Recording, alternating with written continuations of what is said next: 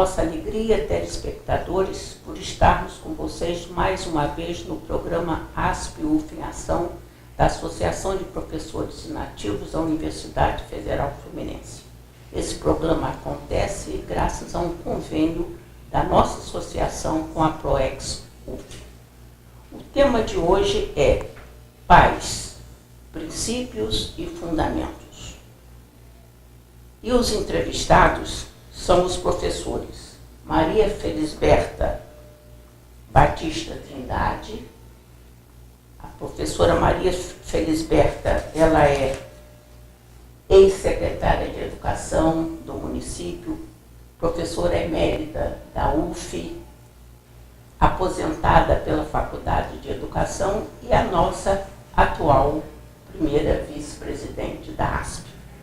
O professor Antônio Pull é o coordenador de nosso programa, do programa de televisão. Ele é formado pela Faculdade Interamericana em Educação, aposentado também da Faculdade de Educação, e é aquela pessoa que está, assim, invisível por trás do programa, mas é o que faz praticamente tudo acontecer juntamente com a equipe da PROEX. Professor, o senhor que é o nosso diretor, o nosso coordenador, por que o senhor pensou nesta série de 5 programas sobre a cultura da paz? É um prazer estar com vocês. Nós, como grupo, pensamos fazer uma sequência de programas sobre a cultura da paz. Primeiro, por ser uma questão essencial no mundo de hoje, tranquilamente. E o porquê que nós pensamos a cultura da paz?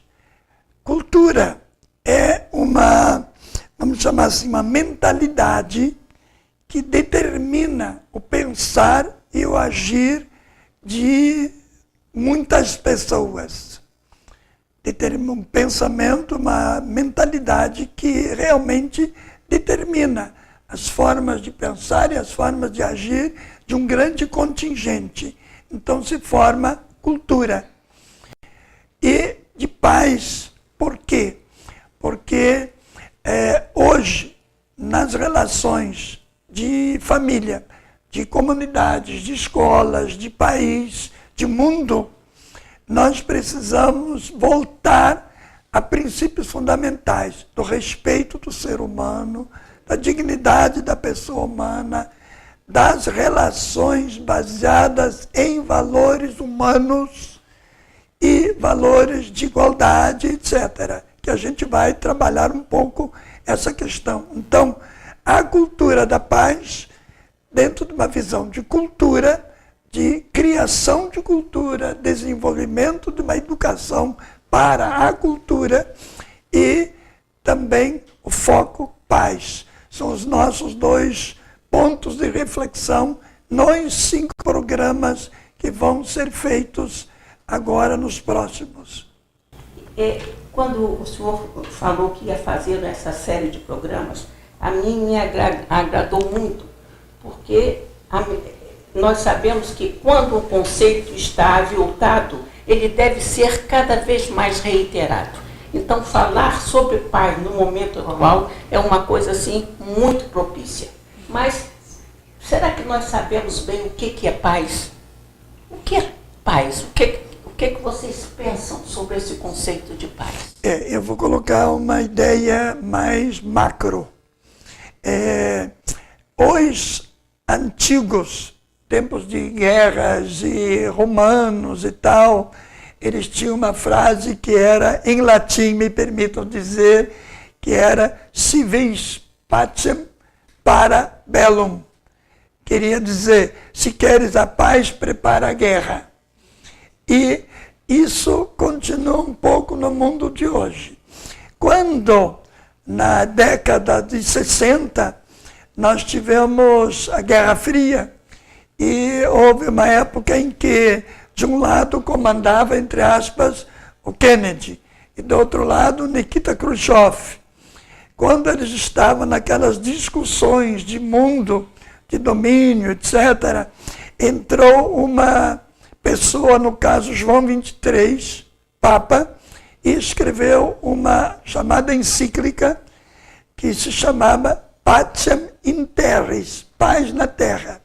E o interessante é que ele insistiu com os, na época, grandes presidentes, grandes líderes, de que a garantia para a paz no mundo não vem do equilíbrio de forças, não vem do equilíbrio de armas. Ela vem de que a paz entre os povos, isso é literal, a paz entre os povos está baseada na confiança mútua e no respeito mútuo. Ou seja, a guinada foi muito grande quando se pensa que a paz vem do equilíbrio de forças, a paz vem da guerra, a paz vem da arma. Não, ela não vem. Ela vem, ela tem a base no respeito e tem a base na confiança mútua. Isso em termos macros, mas acho que a gente pode, conversando aqui entre nós, aplicar isso a níveis menores, mesmo a níveis de escola, a níveis de família, a níveis de comunidade, e nesse momento ao nosso país.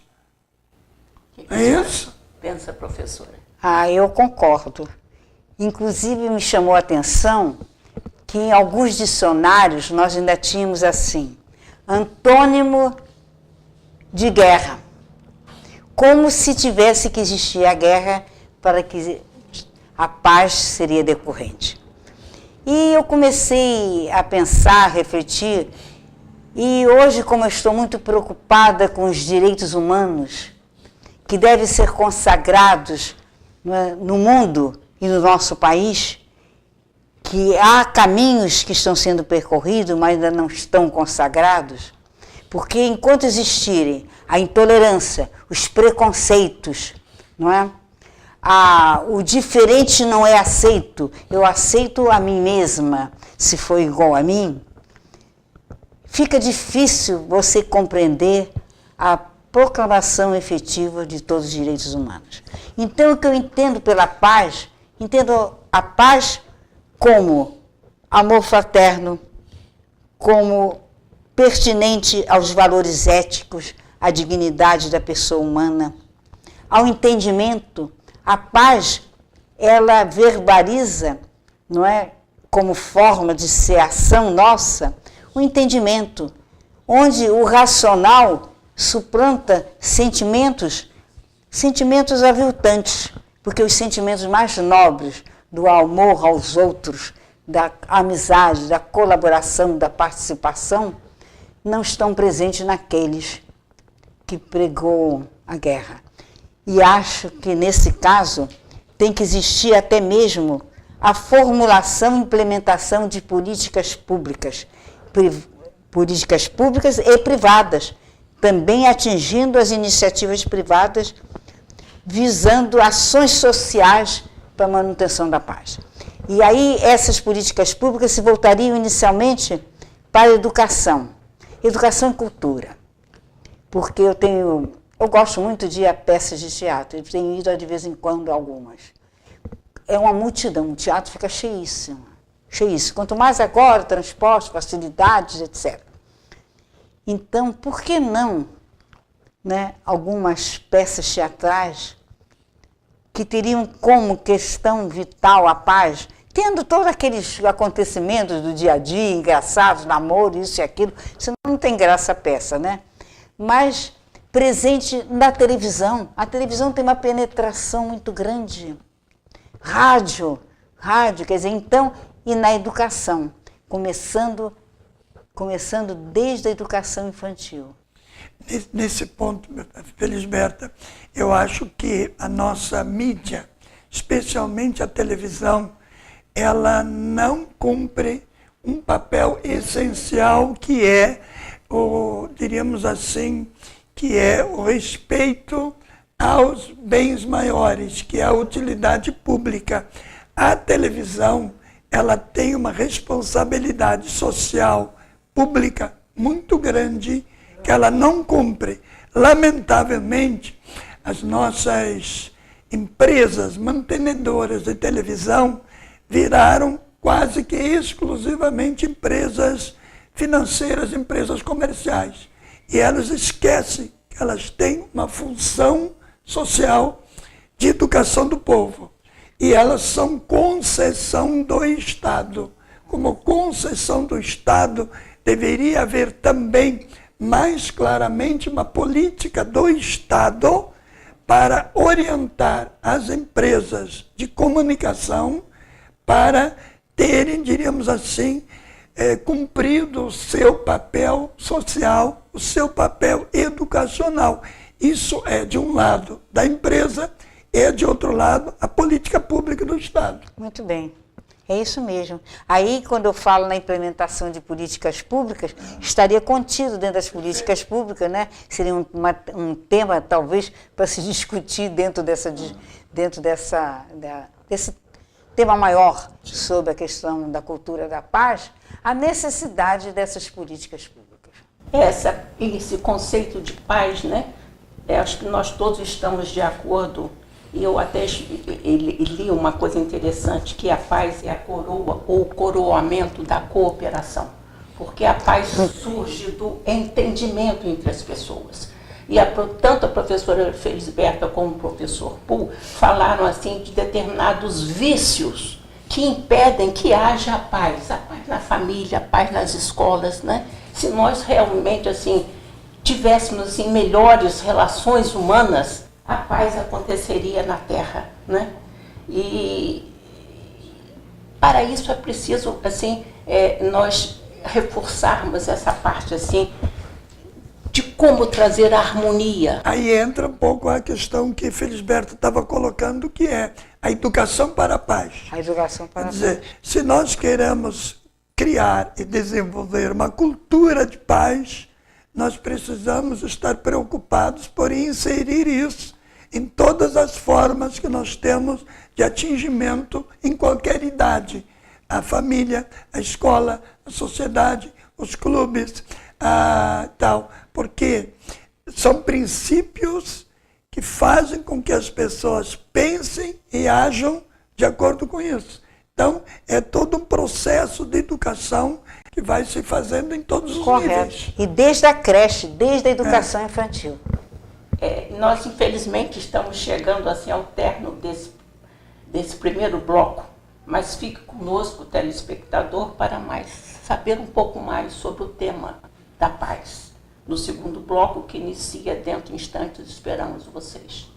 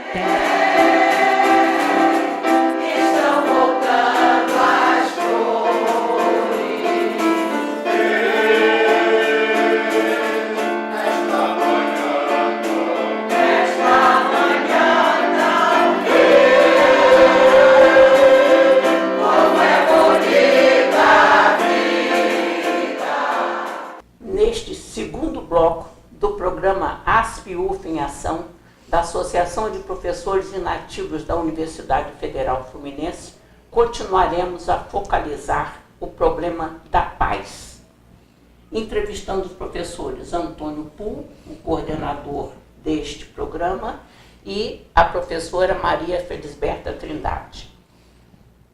E, professor, quais seriam assim os princípios e os fundamentos da paz?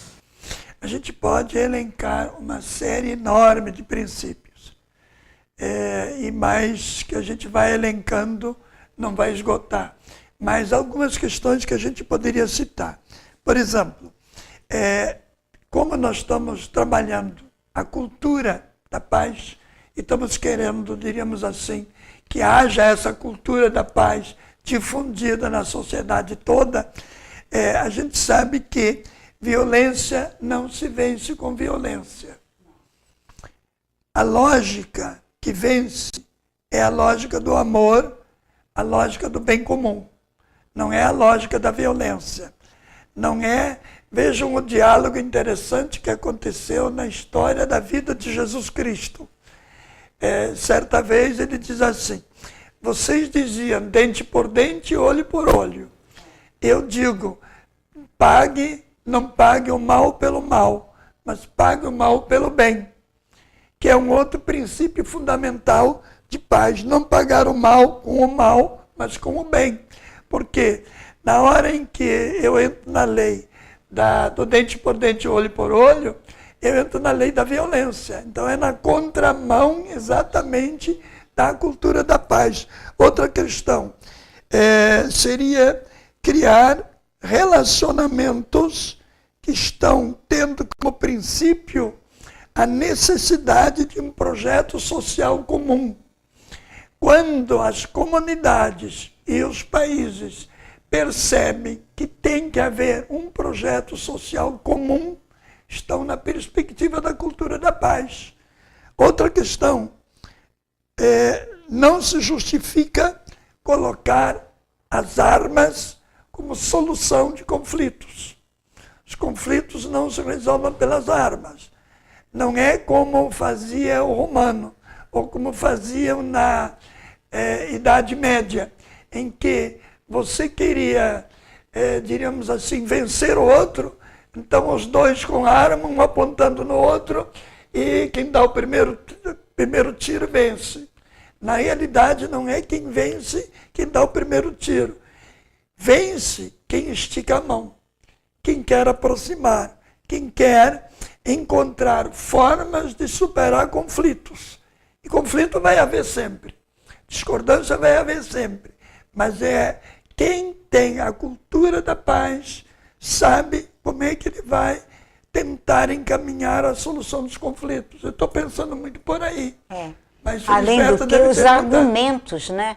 Os argumentos. O racional entra não no sentido do embate físico, do xingamento, não. Entra no sentido de trazer à tona ideias e complementações teóricas que venham fazer com que a compreensão seja acima da discórdia.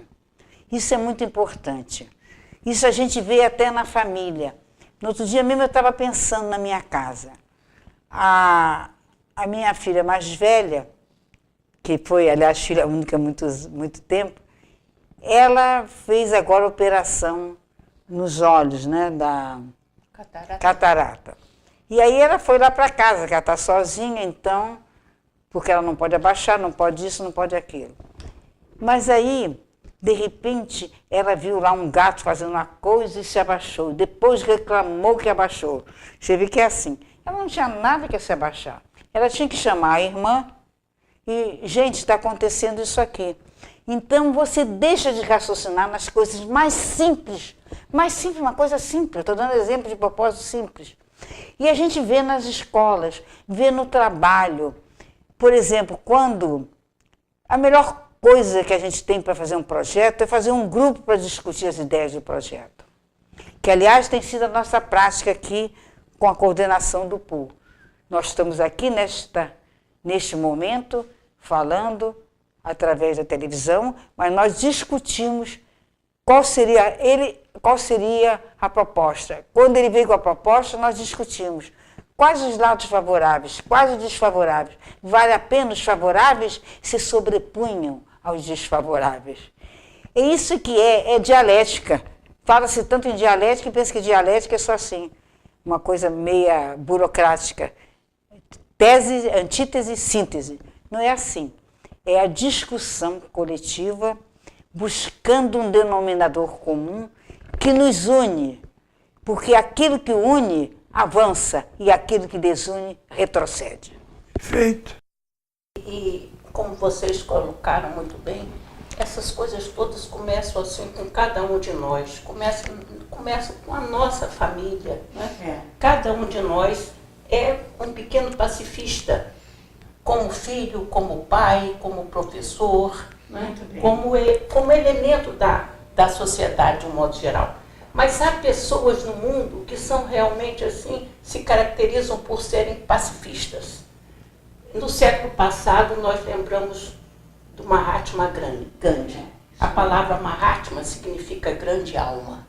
Então, o Gandhi foi aquela grande alma que, com uma pequena grande qualidade, chamada ahimsa, ou não violência, ele conseguiu libertar a Índia da todo-poderosa Inglaterra. Reparem bem, um homem franzino, simples, né? Um advogado inteligente, mas usando a cultura da não violência, ele conseguiu esse fato que parecia assim, impossível. Todo mundo acha que só através da Revolução Armada que se liberta. E nós tivemos muitos outros, né? Nós tivemos, por exemplo, um Martin Luther King.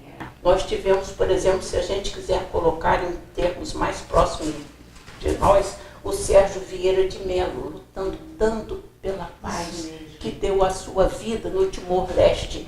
Eu acho que os nossos colegas poderão se lembrar de exemplos de pacifistas que realmente eles são verdadeiros assim ícones da paz. Nós temos outros exemplos concretos nossos, por exemplo, Chico Mendes.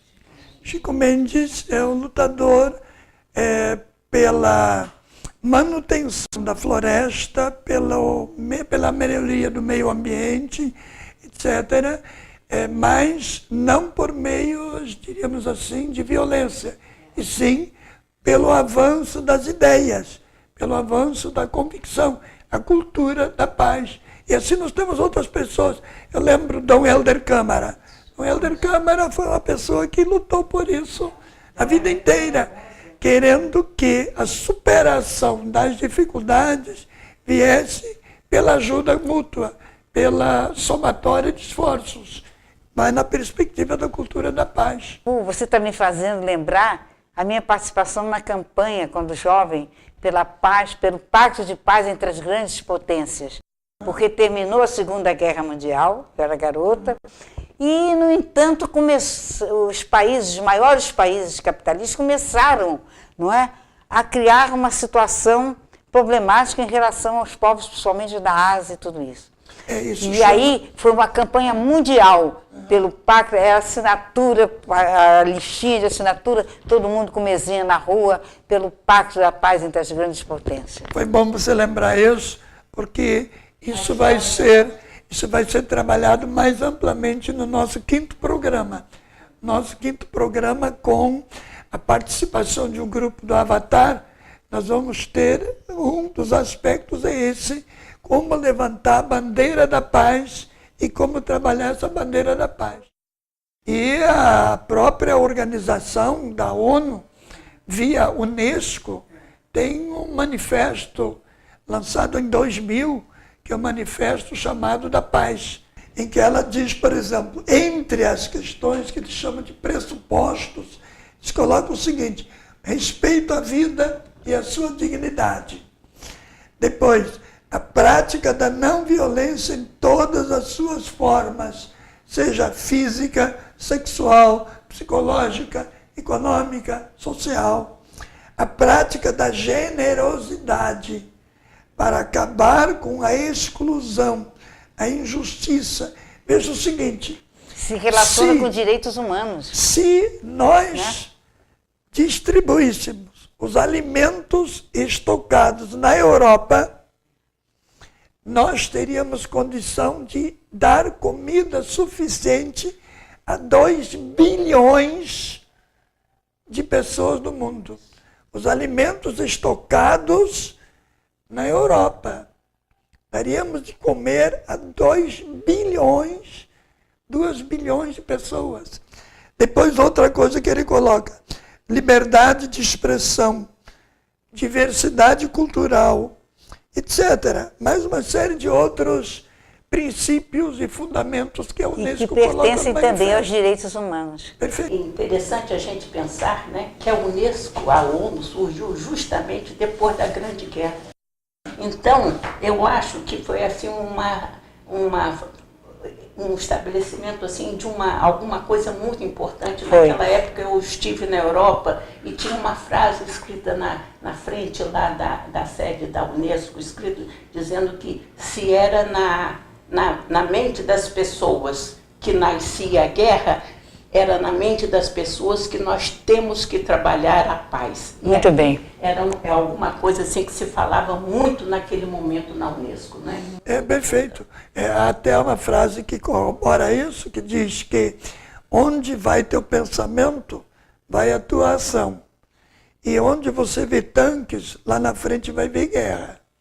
Então, nós do Brasil precisamos, como nação, refletir sobre a questão dos armamentos, da guerra e tal.